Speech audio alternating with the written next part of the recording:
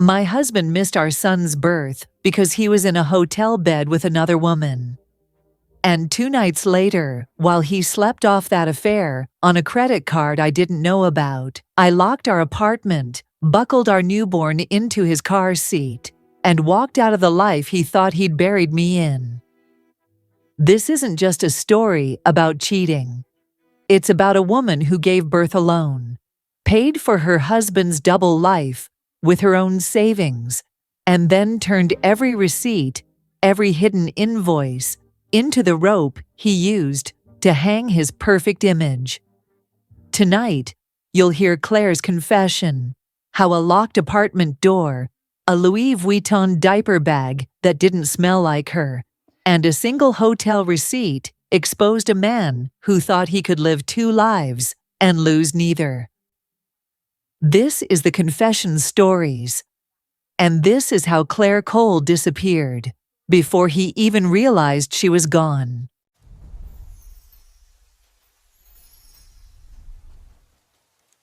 My name is Claire Cole, and the night I became a mother was the night I stopped being a wife. I just didn't know it yet. The hallway outside our Brooklyn walk-up was still dark that morning. That blue-gray hush right before sunrise, when the city holds its breath and the walls remember everything you said the night before. Our apartment sat on the 3rd floor, 2 doors down from the broken elevator, next to the unit where an old couple always left their TV on too loud. It was home, or at least I thought it was. Nathan's footsteps hit those stairs like they always did after a long business night. Heavy, unsteady, just a hair too slow. Even from inside, I knew it was him. When you've carried a man's child, you recognize the echo of his shoes the way you recognize your own heartbeat. Only this time, I wasn't behind the door. From the outside, all he saw was a familiar brown door and a baby bottle drying rack in the window, empty and harmless. From the inside, the way I remember it, that same window had watched me pace the living room with contractions, watched me whisper to our son that his father would rush in any second. He never did. The first time Nathan tried the lock that morning, his key didn't turn. The second time, he jiggled it harder like the door was the problem, not him. Click. Nothing. I like to picture his face in that moment. For the first time in a long time, actually afraid. Inside the apartment, everything looked wrong, even to me, and I was the one who had staged the scene. The bassinet where Leo slept 2 nights ago was gone. The rocking chair where I spent every hour feeding him had disappeared from the corner. The kitchen counter, once cluttered with formula samples and crumpled discharge papers, was wiped clean. It didn't look like a home. It looked like an evacuation. The only thing I'd left out was my MacBook Air, open on the kitchen table and facing the door. The screen had gone to sleep, but the soft Apple logo still glowed faintly like an accusation. It was a message, even if he couldn't read it yet. If my laptop is here, where am I? Nathan pressed his face closer to the window. He had to. The blinds were half open, just enough to tease him. From the hallway, he'd see the cushions from the nursing pillow tossed on the sofa, the white blanket missing from its stand. A tiny pair of blue newborn socks abandoned on the floor like someone had peeled hope off and walked away. And on the coffee table, exactly where I left it, lay an empty hospital bracelet, white plastic, bent slightly from being worn for days. Our son's name printed in black, Leo Cole. That was the part I couldn't take with me. Not physically, not emotionally, so I left it somewhere he couldn't ignore. Nathan swallowed. I know because I watched him from across the street, from the back seat of a yellow cab idling at the curb. Leo's car seat was strapped next to me, his tiny chest rising and falling in short, sleepy breaths. Nathan whispered my name like it might unlock the door. Claire. His phone buzzed in his hand. One missed call from Mia, partner, then a voicemail. He silenced it quickly, wiping his palm across his forehead like someone had just turned a spotlight on him. Then he called me. My phone, the one I always kept propped beside Leo's bassinet, rang once, twice, then dropped to voicemail. He called again, straight to voicemail this time. In the taxi side mirror, I watched him step back from our door, eyes scanning the hallway like I might suddenly appear with the baby. Like this could be fixed with a bouquet of convenience store flowers and a rehearsed apology. But the neighbor's doors stayed shut. The building stayed quiet. And for the first time since I'd met him, silence made him look small. That was the moment fear finally hit him. Not anger, not pride, fear, because 2 days earlier, in the maternity ward, he had promised he'd be there, and he wasn't. I gave birth to Leo, gripping a nurse's hand while Nathan was at a late business dinner that ran straight through my contractions. He showed up after, smelling like hotel soap and someone else's perfume. And last night, our third night home, he never came back at all. So when he whispered, "Claire, please pick up," I didn't answer. Because 3 hours earlier, while he was still asleep in a hotel bed he didn't pay for with his own money, I had fastened Leo into his car seat, zipped that tiny jacket over his impossibly small body, and closed our apartment door behind me. I locked it once, then twice, then slid the spare key back under the rug. I wanted him to understand exactly what I had taken and what I hadn't. The cab lurched forward, heading toward Brooklyn Heights, where my best friend, Jordan, waited with the lights on, and a spare room made up like she'd been preparing for this moment long before I ever admitted it could happen. As the taxi pulled away from the curb, I turned to look at our window one last time.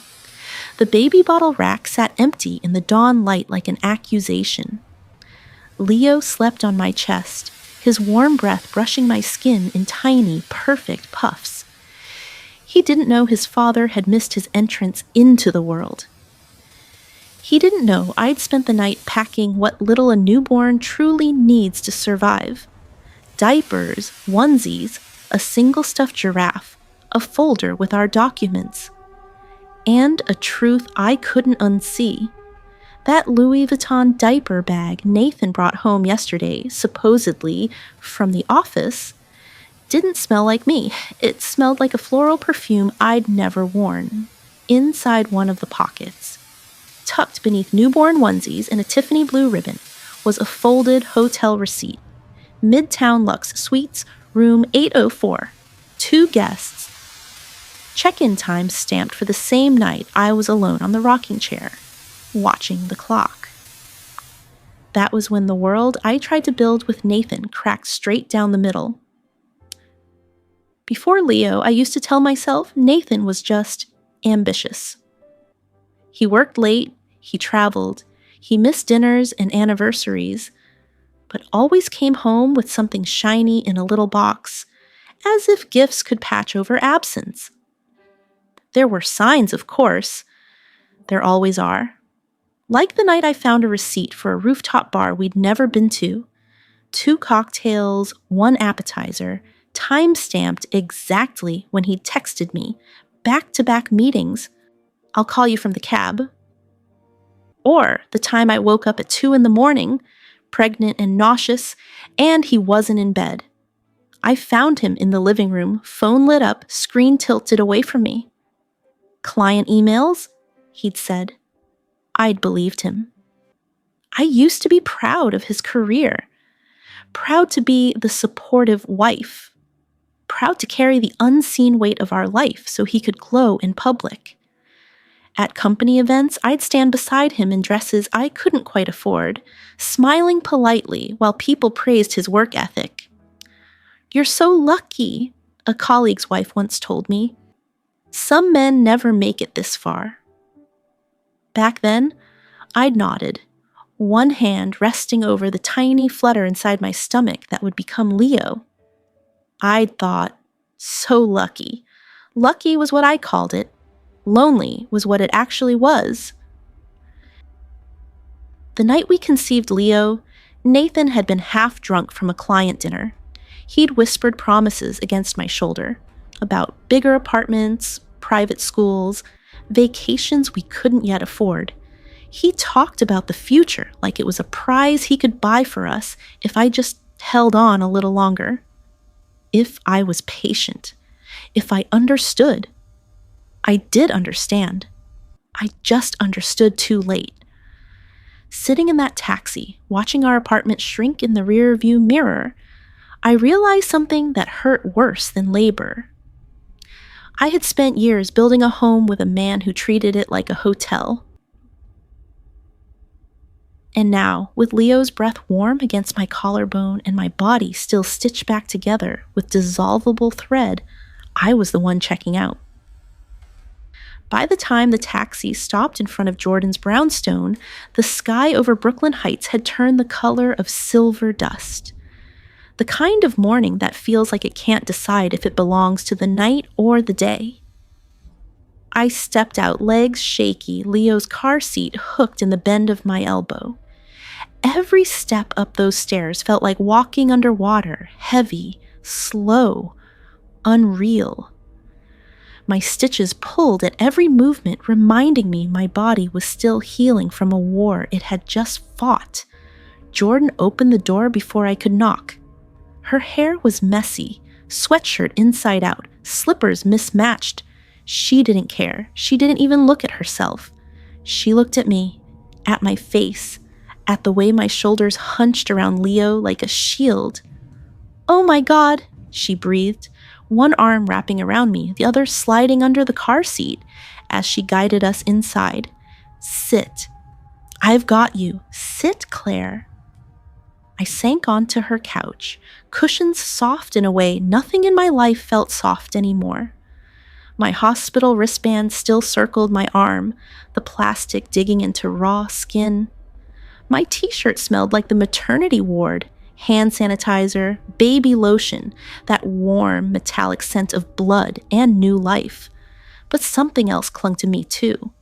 The perfume from the Louis Vuitton diaper bag. Sharp, floral, expensive, not mine. The bag itself sat beside the couch where I had dropped it.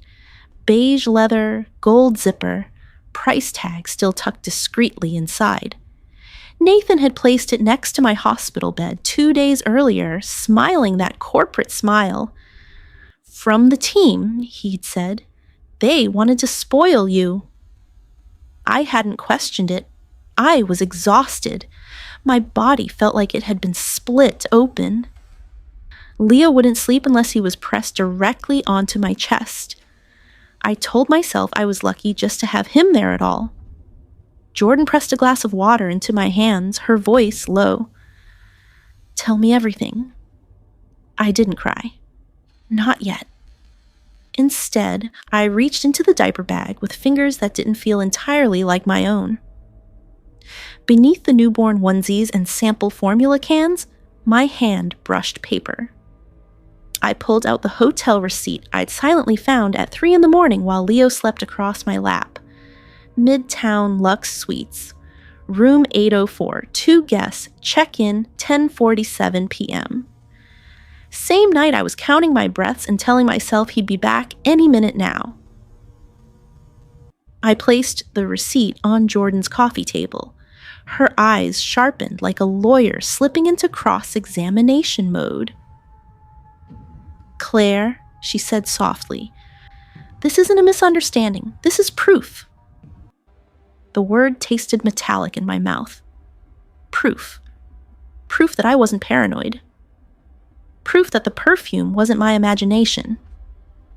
Proof that the man who missed his son's birth didn't do it for work. My chest tightened until I had to remind myself to inhale. "That's our money," I whispered. "That's Leo's formula and our rent." Jordan squeezed my knee. Then we freeze the accounts. First thing in the morning. Leo stirred, his tiny cry slicing through the room like glass.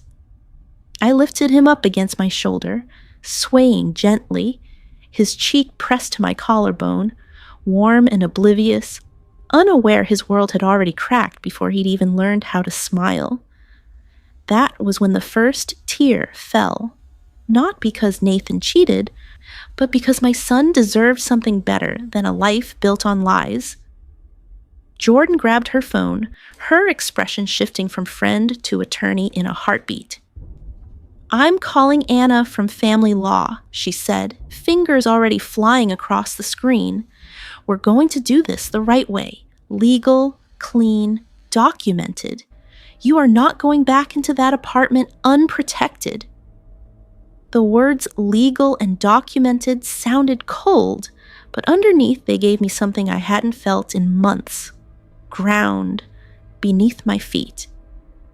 While Jordan spoke in a low, firm voice, phrases like emergency financial separation, shared account misuse, infant involved floating through the air, I opened my MacBook Air. The familiar glow lit up my tired face, reflected in the dark circles under my eyes. Our shared bank account waited behind the login screen. My fingers trembled as I typed the password. Leo's weight warm and solid in the crook of my arm. His tiny hand curled into my shirt like he thought I might disappear. The numbers loaded, line after line, transaction after transaction. A midtown lounge, a jewelry store, Cartier with a gift message tagged to SP, the hotel, our money bleeding out into someone else's dream.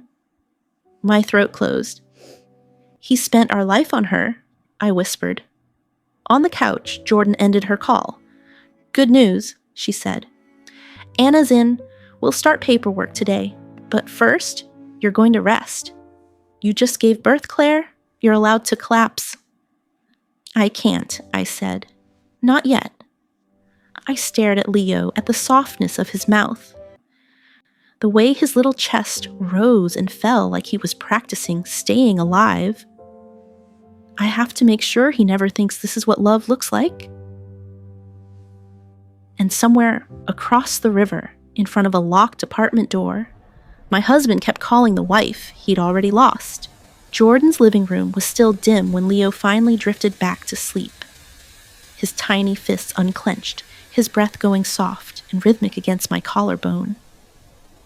I held him for a moment longer, letting that small heartbeat anchor me in a world that felt like it was sliding sideways. I had left my marriage 3 hours ago, but the marriage itself had ended long before that. Jordan sat across from me, her laptop open, her glasses perched crookedly on her tired face. She was scrolling through the bank statements I had just accessed, her eyebrows tightening with every new discovery. "You see this?" she said, turning the screen. "Same vendor, same amount, weekly charges. A consulting agency I had never heard of, Pierce Creative. The name barely registered until it did.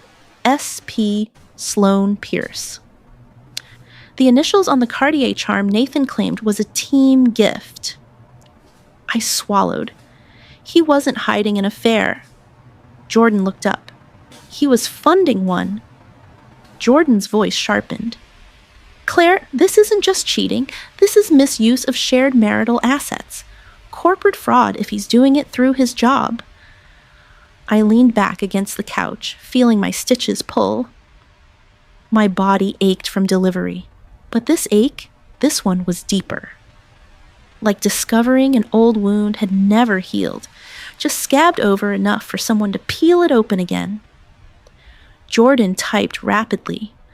"We need documentation, screenshots, every transaction, every receipt." "I already took pictures," I whispered, because some part of me had known I couldn't come back from this. Leo whimpered. I swayed him gently until he settled, his cheek warm against my chest. Jordan's voice softened. "You don't have to be strong right now, Claire." I do, I said. For him. I looked down at Leo, this tiny piece of innocence in a world that suddenly felt cruel. He deserved more than a father who missed his birth because he was pouring wine in a hotel room with somebody else. Claire. Jordan hesitated. There's something you need to see. She turned her laptop, a social media photo. Nathan at a midtown networking event. Nothing unusual, until she zoomed in. In the mirrored background behind him, a woman held a champagne flute. A thin diamond bracelet glittered on her wrist. Not mine, not even close. My bracelet was a $40 Etsy one engraved with Leo's due date. Hers was unmistakably Cartier. I'd seen that bracelet before. Winter, 6 months pregnant, feet swollen in heels I should have never worn, climbing the marble steps of a hotel ballroom I couldn't afford to breathe in. Nathan had insisted I come. It'll look good, he'd said. Family man, expecting dad. People love that narrative. I'd stood under chandeliers that looked like falling stars, one hand on my stomach, the other clutching a flute of sparkling water while everyone else drank champagne. That's when I met her for the first time. Sloane Pierce. She slid into our conversation like she'd been invited there by the universe itself. Silver dress, glass in hand, that bracelet catching the light every time she moved her wrist. Nathan, she'd said, touching his arm in a way that felt too familiar for my comfort. You didn't tell me your wife is stunning. She turned to me, smile flawless. You're glowing, she added, palm brushing the curve of my belly as if she owned stock in it. The baby kicked under her hand. I smiled because that's what you do. Nathan laughed, proud on the outside, tight underneath. This is Claire, he said. She keeps me alive. Sloane's gaze flicked between us, measuring, assessing. Then she said, well, you picked the right partner. He never stops talking about how much you support his schedule. That kind of loyalty is rare. Loyalty. Back then, I had taken it as a compliment. Now, I hear it like a warning I ignored. At some point that night, Nathan disappeared into the crowd. I sat at a corner table, quietly eating dessert I couldn't taste, ankles throbbing. The band played an upbeat song, couples laughing and spinning under the lights. From where I sat, I caught sight of Nathan at the bar. Sloane stood too close beside him. He leaned in to say something. She laughed, a soft, private sound, then placed her hand on his chest. I remember thinking, it's just work. It's networking. Don't be that wife. So I swallowed the unease, smiled when he came back. Let him put his hand on the small of my back and steer me through the crowd like a prop that made him look grounded. Now, looking at that Cartier bracelet frozen in a zoomed-in screenshot, the memory warped into its true shape. They weren't just colleagues. They were rehearsing a story I hadn't agreed to be in. I just didn't know it yet. It's her, I whispered. Sloane. Jordan nodded grimly. This wasn't an accident. He's been building something with her. My chest tightened. Not jealousy, recognition. Recognition of a marriage that had slowly been slipping from my hands while I told myself he was busy, stressed, overworked. Recognition that love had turned into something I carried alone, and that I had stopped noticing the weight. Leo stirred again. A soft cry that split the moment. I kissed the top of his head and whispered, shh. The smell of baby lotion clung to his hair. It grounded me, kept me from floating away in panic. Jordan exhaled. We need to schedule his newborn checkup. I nodded. It's supposed to be today. 3-day appointment. Then we'll go together. she said. "You're not doing anything alone." The waiting room hummed with soft lullabies. Exhausted parents rocked newborns in their arms. The scent of baby powder floated through the air. It should have been comforting. Instead, my chest felt tight. Leo squirmed in his blanket, his small face scrunching, the pink knit hat slipping over his eyebrows. I adjusted it carefully. The nurse called us into an exam room where Dr. Patel, warm, gentle-eyed, greeted us with the softness people use around new mothers. He checked Leo's weight, reflexes, tiny heartbeat. "He's healthy," he said with a smile. "You're doing a wonderful job." My throat tightened because I wasn't sure I believed that. "You're healing physically," he added, looking at me knowingly. "Make sure you get emotional support, too. You've been through a lot." If he only knew. On our way out, something caught my eye. A gift basket on the reception desk. Fancy, wrapped with a satin bow. The tag read, "Congratulations, Sloan P. from L.H. Nathan's initials." The ground beneath me tilted. Jordan froze beside me. "Claire." A nurse passing by smiled politely. "Oh, that one was picked up yesterday. Sweet gift from her partner. She just had a procedure done." "A procedure?" I repeated. Jordan's hand tightened on my arm, but I didn't need the details. Some truths didn't require explanation. We stepped outside into the cold wind. Cars honked, pigeons scattered. Life went on around us, vibrant, indifferent. But inside me, something snapped. Not my heart, my denial. "He wasn't just cheating," Jordan said quietly. "He was planning a life with her." I pulled Leo closer, his cheek brushing my collarbone. "I'm not breaking," I said, voice shaking. "Not for him, not anymore." Jordan looked at me, and I could see it. Pride, fierce and unspoken. Then we start gathering everything. Jordan's kitchen smelled like cinnamon and burnt toast. Someone else's small chaos that felt strangely comforting. She poured coffee into 2 mugs, placing one in front of me. I stood by the window, watching the street below. Delivery vans, strollers, a dog in a red harness pulling its owner along. Life that kept moving even while mine had stalled. Leo slept in the portable bassinet Jordan set beside the couch. His lips parted slightly as he dreamed, a soft, content sigh. It hit me. He had no idea his father was building a second life. And thank God for that. Jordan tapped her laptop. "Claire," she called softly, "you need to see this."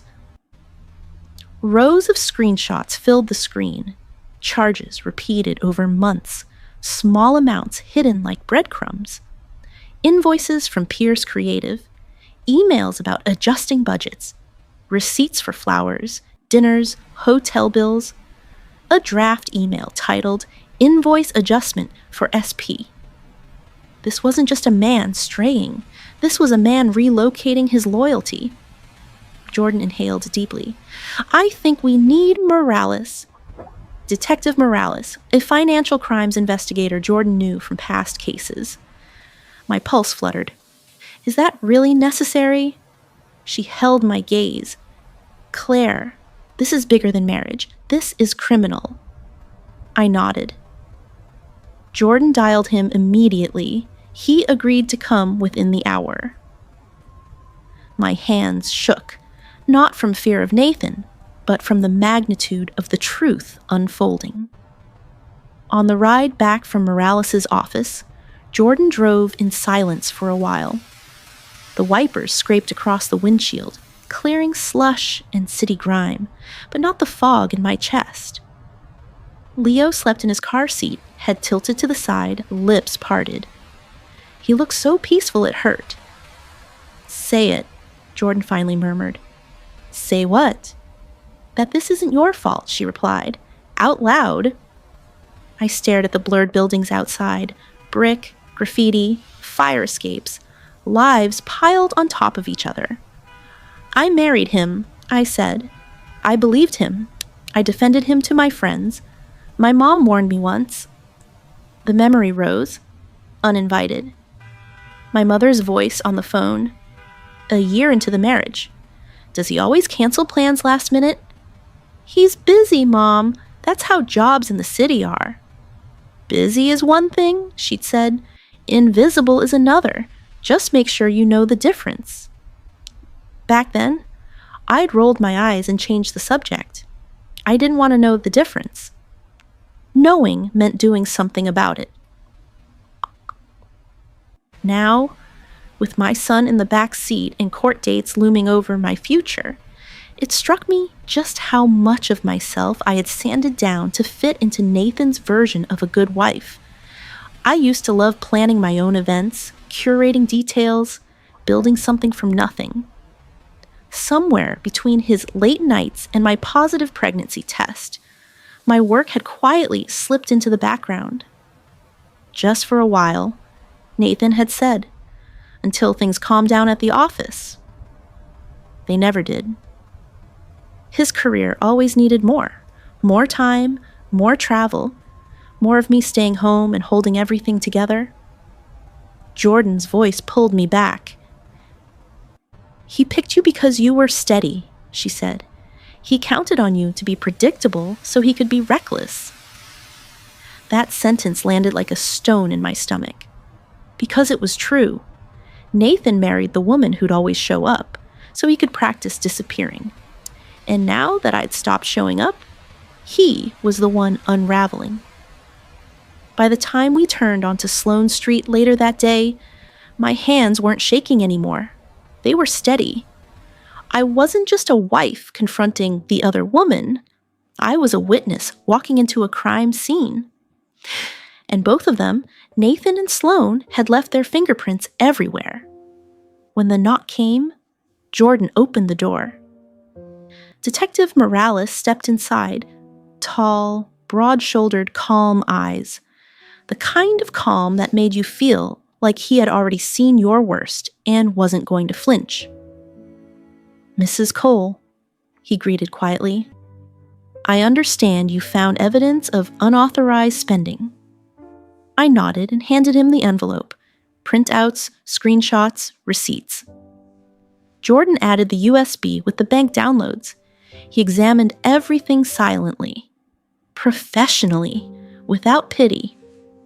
"When did these charges occur?" he asked. "Mostly while I was pregnant," I said. "Some while I was in the hospital, recovering. Some while I was home alone with the baby." My voice cracked. I hated that it cracked. "Using marital funds to support an affair qualifies as financial misconduct," Morales explained. "If the consulting invoices are fraudulent, that could mean corporate embezzlement." The room spun slightly, not from fear, from vindication. I wasn't crazy. I wasn't hormonal. I wasn't imagining neglect. He had weaponized my trust.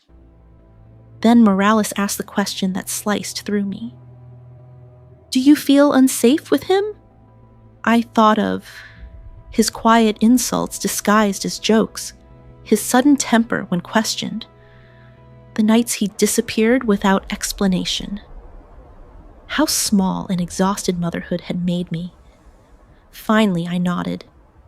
"Yes." Morales closed his notebook. "I'll open a preliminary investigation. You'll provide a sworn statement and copies of all documentation. Do not engage with him alone." As he stood to leave, Leo began to whimper. I lifted him gently, holding him against my shoulder, breathing in the powdery scent of his skin. And for the first time since giving birth, I felt something close to stability, a path, a direction. Then, the doorbell rang again. Too soon for Morales. Jordan peeked, her face drained. "It's him," she whispered. Nathan, standing outside the door, phone in hand, frantic eyes, looking for the family he abandoned, And for the first time, I wasn't the one afraid. Nathan's voice came through the door before Jordan even touched the lock. "Claire? Claire, open the door, please." Not demanding, not angry, no. This was desperation disguised as remorse. The kind of voice a man uses when he realizes control is slipping through his fingers. Jordan turned to me. "You sure you want to do this?" I nodded. Because this time, I needed to hear his lies with awake eyes, not the exhausted postpartum haze he relied on. Jordan cracked open the door. Nathan stumbled inside like he'd been running, hair wild, tie shoved into his jacket pocket, shirt wrinkled like he'd slept in it, probably in the same hotel sheets that still carried that floral perfume. His eyes landed on me first, then on Leo, then on the diaper bag, the same one he claimed coworkers bought. "Claire," he breathed. "Oh, God! I've been calling all night. Why would you take the baby? Why didn't you answer?" Every question was an accusation wrapped in concern. I didn't respond. I just held Leo closer. Nathan took 2 steps forward, palms out.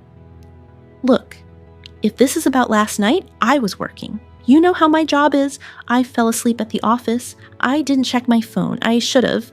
I'm sorry." Jordan let out a sharp laugh. "And for missing the birth, too. Was that work?" Nathan glared at her. "This is between me and my wife. Stay out of it." "No," I said softly. "She stays." His jaw tightened. Annoyance flickered beneath the surface, but he masked it quickly. He approached the bassinet Jordan had set up. "Let me hold him." I stepped back. "No." Nathan's voice hardened, like he'd rehearsed this tactic. "Claire, don't do this. You're emotional. You just had a baby. You're not thinking clearly. Let's go home and—" There it was. Gaslighting. Smooth, practiced. The thing he wielded best. I looked straight at him. "Whose perfume is that?" He blinked. "What perfume?" Jordan reached into the diaper bag and pulled out the folded hotel receipt, placing it on the coffee table like a judge laying down a verdict. "Midtown Lux Suites," she said. 2 guests, same night Claire was alone with a newborn.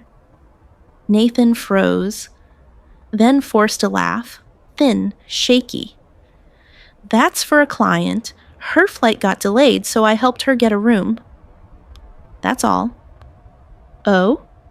Jordan lifted the paper again. "Then why is there room service at 3:12 a.m.?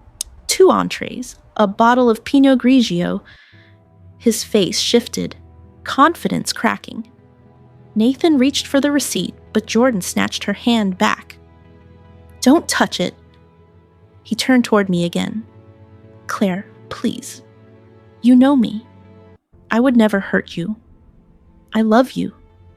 I love our son." I stared at the man who missed my contractions, missed Leo's birth, missed 2 nights at home, spent our joint savings on another woman, smiled in my hospital room smelling like someone else's skin. "You love yourself," I said quietly, "and whatever life you're building behind my back." Nathan's expression shifted fast, from pleading to something darker. "You don't get to take my son," he snapped. "You can't just disappear with—" I cut him off. "Disappear? Isn't that what you've been doing for months?" Silence. Heavy. Ugly. Leo whimpered in my arms, the soft sound dividing the room like a fault line. Jordan stepped forward, voice calm but sharp. "It's time for you to leave." Nathan looked between us, fury and fear fighting behind his eyes. Then he saw something on the table, Detective Morales' business card. His face paled. He backed up slowly, like the room had teeth. "This isn't over," he said, but his voice shook. He turned and walked out. The door closed behind him. And for the first time in a long time, the silence felt safe. Nathan's departure left a bruise in the air, not pain, but tension, like a storm gathering behind a closed door. I laid Leo back into the bassinet, smoothing the blanket around him. Jordan checked her phone. "That was too easy," she muttered. "He's hiding more. I can feel it." I nodded, because affairs weren't usually the whole story. Affairs were symptoms of rot underneath. An hour later, Jordan's phone buzzed again. She picked up. "Yes, this is she." Her face tightened. "What time?" "Yes, we'll be there." She hung up. "That was Morales," she said. "He found something." My heartbeat climbed my throat. "What?" "An email account under Nathan's name, but the password change request came from someone else." She didn't need to say the name. I already knew it. Sloan. We packed Leo's diaper bag and drove to Morales' office, a quiet building near the Brooklyn precinct. A place where truth didn't echo. It stayed and waited to be confronted. He greeted us in a small conference room with glass walls and fluorescent lights. "Thank you for coming. I want to show you something," he said, sliding a printed transcript across the table. Jordan read first. Her lips tightened. Then she passed it to me. My eyes scanned the text messages recovered from Nathan's work phone. "We'll slip the cost into the marketing budget." "No one checks the reports anyway." "When can you get away again?" "Right after the baby comes. She'll be too busy." My stomach twisted painfully. He didn't just cheat. He planned his absence. He counted on my exhaustion, my postpartum recovery, my belief in him. I choked out a breath. He wanted me overwhelmed so I wouldn't notice. Morales nodded. Judges take financial abuse very seriously, especially with a newborn involved. Financial abuse, 2 words that landed like a truth I'd been avoiding. Jordan straightened. "What about custody?" Morales folded his hands. "If this continues the way I think it will, Claire has a strong case for primary custody, maybe even supervised visitation for him." My breath hitched. Not from fear, from relief. Leo stirred in his carrier, so I lifted him against me, his cheek warm against my collarbone. His innocence grounded me, kept me from drowning in the truth on the table. Morales wasn't finished. "There's something else," he said. "A package tied to Sloane's apartment. Expensive. Signed yesterday." I swallowed hard. Of course there was, but he continued. "She also had a medical procedure recently." Jordan's eyebrows shot up. "What kind of procedure?" Morales shook his head. "Confidential, but it aligns with the timeline." I didn't need details. The truth was already building itself. We left the precinct in cold, biting wind. Leo whimpered, so we stopped near a cafe.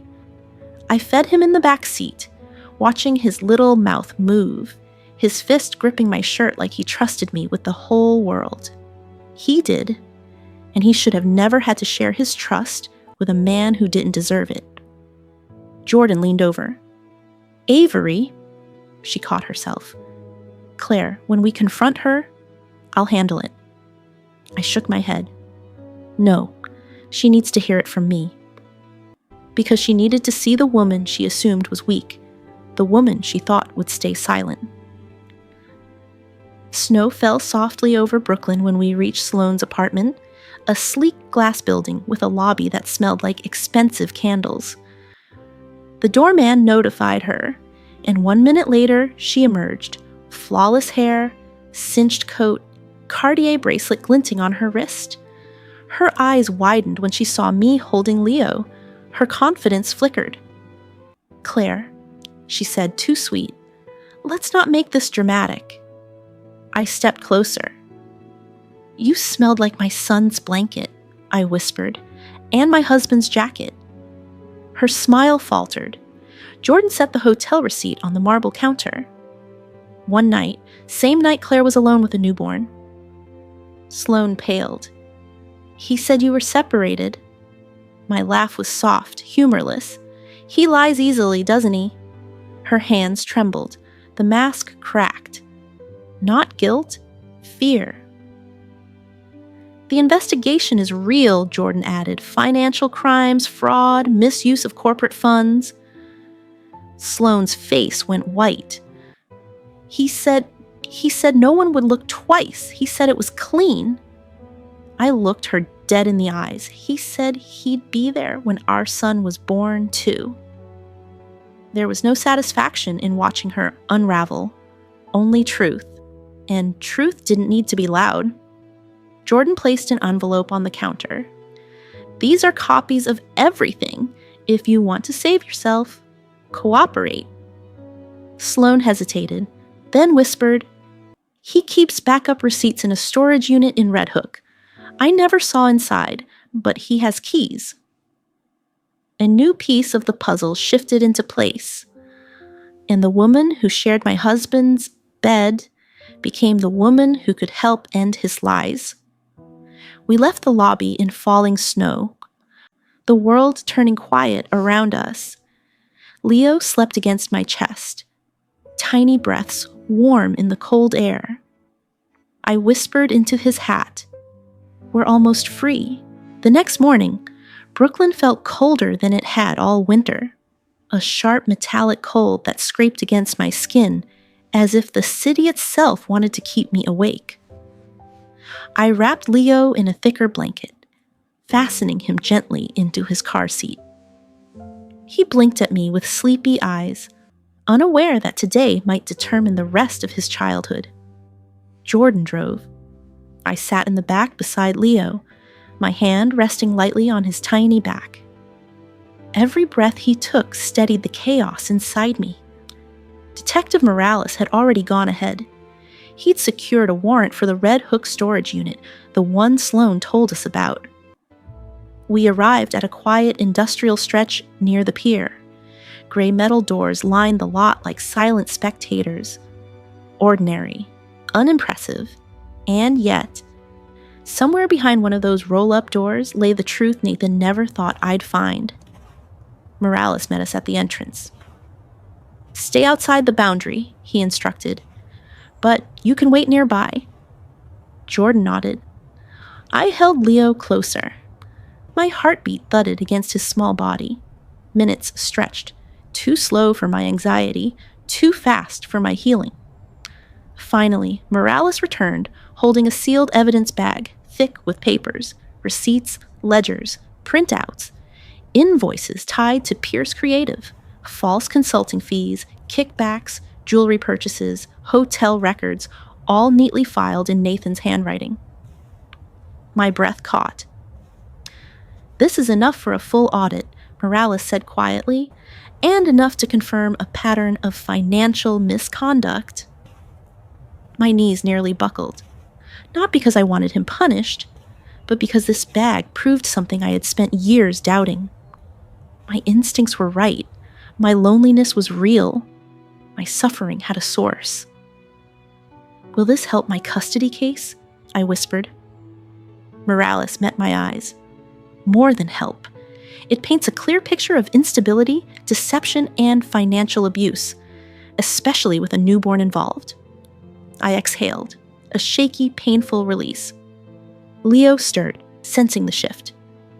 For the first time since I left the hospital, I didn't feel like a runaway. I felt like a mother protecting her child. But then, a loud engine revved. A black Mercedes whipped into the lot too fast, tires screeching on asphalt. Nathan, he slammed the door and marched toward us, fury carved into every line of his face. "What the hell do you think you're doing?" he shouted. His eyes darted to the evidence bag. "You can't take my property!"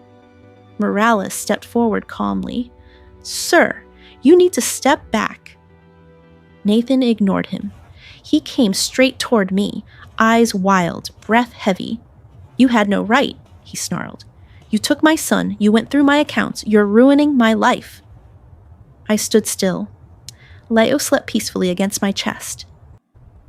"You ruined your own life," I said quietly. 2 police officers pulled into the lot just then, responding to Morales' request for backup. Nathan saw them, and something in his face cracked. Fear, not guilt, fear of consequences. His gaze shot back to me, then to the passenger seat of his Mercedes. A scarf lay there, silk, floral, Sloane's. He had expected her to be here to save him. She wasn't. "Mr. Hartman," Morales said firmly, "you're being detained for questioning regarding financial misconduct and misuse of corporate funds." Nathan froze. "No, no. Claire, tell them this is a misunderstanding." I didn't speak, because every moment I cried alone in that apartment, every contraction I weathered without him, every night Leo screamed in my arms while Nathan was in a hotel room. This was the bill coming due. The officers cuffed him. He didn't fight, just stared at me like the world had betrayed him.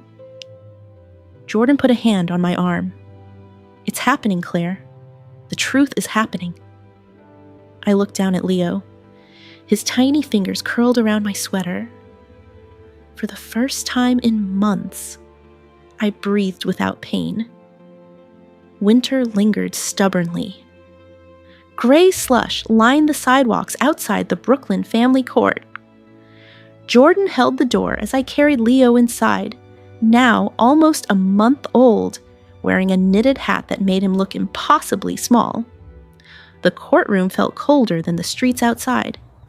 Nathan sat across the aisle, clean-shaven, pressed suit, trying to resurrect the image of a responsible husband and father. His lawyer rose first. "Your Honor, my client is a devoted father with stable employment. The mother left the marital home unexpectedly due to postpartum emotions." Jordan stood, slicing through the words. "Your Honor, the father was absent during labor, absent the night after birth, absent the night the child came home. We have evidence of infidelity, financial misconduct, and misuse of joint funds. All while the mother cared for a newborn alone." She placed the stack of evidence on the judge's table. The judge turned to me. "Mrs. Cole, would you like to speak?"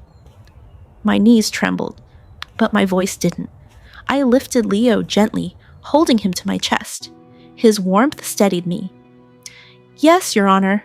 I faced the judge, not Nathan, because Nathan no longer deserved my eyes. "I didn't leave because I was emotional," I said. "I left because I was alone. I gave birth alone. I fed our son alone. I sat in a dark apartment waiting for a man who chose someone else. I didn't take Leo away. I took him somewhere safe." Nathan shifted in his seat. "I am not punishing my husband," I continued. "I am protecting my child. A newborn deserves stability, not lies." Silence fell, heavy, sharp. The judge's gaze moved from the document to Leo to Nathan. Finally, temporary full custody will be granted to the mother. The father will have supervised visitation pending further investigation. Nathan's face drained of color. His lawyer objected, but the judge raised a hand. The safety of the child comes first. Court adjourned. Nathan approached me in the hallway. "You ruined me," he whispered. I met his eyes, calm for the first time. "You did that yourself." Jordan guided me outside. Snowflakes drifted through the air. Soft, quiet, gentle. And for the first time since I learned the truth, the world felt safe again. 3 months later, I moved into a small one-bedroom near Central Park. Old brick building, creaky floors, sunlight in every corner. Leo was 8 weeks old now, chubby cheeks, bright eyes, a laugh that made the world feel possible again. I worked small event planning contracts from my kitchen table while he played at my feet. Money didn't pour in, but it came honestly. Every morning, I pushed his stroller past blooming cherry blossoms. The air smelled like beginnings. I no longer woke up dreading silence. Silence was soft now. Peaceful. Nathan pleaded guilty to financial misconduct. He avoided jail, but lost his job, his accounts, his car, his title. Every symbol he used to prove his worth was stripped away. During one supervised visit, he crouched on the floor trying to get Leo to smile. "Hey, buddy. It's Dad." Leo blinked, then reached for a toy instead. Nathan's face collapsed. Not in anger, but realization. "This is the cost," Jordan whispered beside me. "And you didn't create it." He did. Outside afterward, Nathan approached. "You hate me?" he said. I shook my head. "No, I just stopped sacrificing myself for a man who chose fantasy over family." He didn't respond. There was nothing left for him to say. On Leo's first birthday, a few neighbors gathered on the rooftop. No expensive decorations, no catered spread, just a tiny cake, a few candles, and laughter.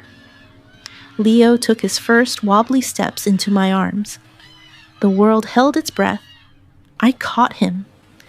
And in that moment, I knew I didn't just escape. I rebuilt, piece by piece, truth by truth. Healing wasn't a finish line. It was a decision I made every morning. That night, I held Leo against my chest, the city glowing around us. His small hand rested over my heart. And I whispered, "We are okay now." This time, I believed it. 6 months after Leo's first birthday, the city felt different. Or maybe it was me. The trees along Central Park West had traded blossoms for full green canopies. Street vendors shouted over the traffic. Tourists dragged suitcases over cracked sidewalks. And somewhere, far uptown, a version of my old life probably still clinked glasses in hotel bars. But it didn't belong to me anymore. On Tuesday evenings, when Leo went down early, I'd sit at my tiny kitchen table with my laptop open and a candle burning. Nothing fancy, just something that smelled like vanilla and clean laundry. I'd answer emails from clients, sketch mood boards for charity galas, book vendors. The money wasn't huge, but it was mine. Sometimes, when I sent invoices, I'd think about the way Nathan used to talk about budgets like they were puzzles only he could solve. "Don't worry your head about it," he'd say. "I've got us." Now I handled my own books. No hidden consulting fees, no surprise hotel charges, no secret lives tucked inside line items. It was boring, in a way that felt holy. One afternoon, Jordan came over after work, kicking off her heels the second she stepped inside. "You know you can hire an assistant soon, right?" she teased, nodding at my stack of folders. I laughed. "In this economy, my assistant is PBS Kids and naps." Leo, now toddling dangerously close to everything breakable, ran toward her with a half-eaten cracker. "Auntie Joe," he yelled. He'd started calling her that on his own. No coaching, just instinct. Jordan scooped him up, cracker crumbs and all. "You good?" she asked over his shoulder, eyes meeting mine. I thought about it, about the supervised visits that had become less frequent as Nathan's interest faded, court-ordered consistency slowly losing to his own inability to show up. About the way Leo sometimes stared at the door during those visits, then shrugged and went back to his toys when no one came. About how, against all odds, that hurt me less than it used to. Not because I stopped caring, but because I finally understood. I couldn't make a man be a father, but I could be a mother with or without him. "I'm okay," I said. Then I corrected myself. "I'm better than okay." Jordan smiled. Good, because I brought wine and takeout, and I plan on bullying you into talking about your dreams again." "My dreams?" I echoed. "Yeah, remember those?" she said. "The ones that existed before Nathan and his marketing budgets?" Later that night, when Leo was asleep and the takeout containers sat empty on the stove, we stood on the fire escape with 2 mugs of tea looking out at the city lights. "If you could do anything," Jordan asked, "and you weren't afraid, what would it be?" I watched a cab turn the corner below, headlights sweeping across brick. "I'd build something that's mine," I said slowly. "An agency, small maybe, events that actually mean something. Fundraisers, community galas, not just corporate ego parties." She bumped her shoulder against mine. "Then do it." "It's not that simple."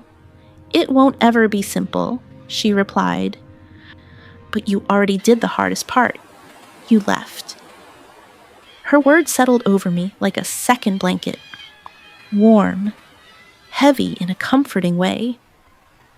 For the first time, I could imagine a future where my story wasn't just about what Nathan did. It was about what I chose after. Inside, Leo stirred and let out a sleepy little sound. I turned back toward the window automatically, every cell in my body tuned to him. "That's the thing," I said softly. "I don't want my son to grow up knowing me only as the woman who was betrayed. I want him to know me as the woman who built us a life anyway." Jordan nodded. "He will." Months later, when I signed my first long-term contract under the name Cole & Co., events, Leo sat on my lap banging a plastic truck against the table. The signature looked shaky on the screen, but it was mine. I kissed the top of his head and whispered, "We did this." He babbled something that sounded like "Ma!" and slammed the truck again. Somewhere out there, Nathan was probably telling a new version of our story, one where he was misunderstood, unlucky, a victim of circumstance. But up here, in this small apartment that smelled like crayons and coffee and baby shampoo, the truth was quieter and infinitely more powerful. We had been broken. We had been left, and we were still here. I wasn't just the woman who walked out of a locked apartment one winter morning. I was the woman who kept walking. And every step carried us further away from the life he tried to bury us in, and closer to the one I chose for us instead. Claire didn't just walk away from a marriage. She walked toward a future she built with her own hands. A future where her son grows up, learning that love should feel safe, not sharp. Some betrayals break you, but some betrayals rebuild you. And sometimes the bravest thing a woman can do is close a door that will never open the right way again. This was Claire's confession, the story of a man who thought she'd stay silent and the mother who proved him wrong. You've been listening to the Confessions Stories. I'm your host, and remember, the truth doesn't destroy strong women. It reveals them.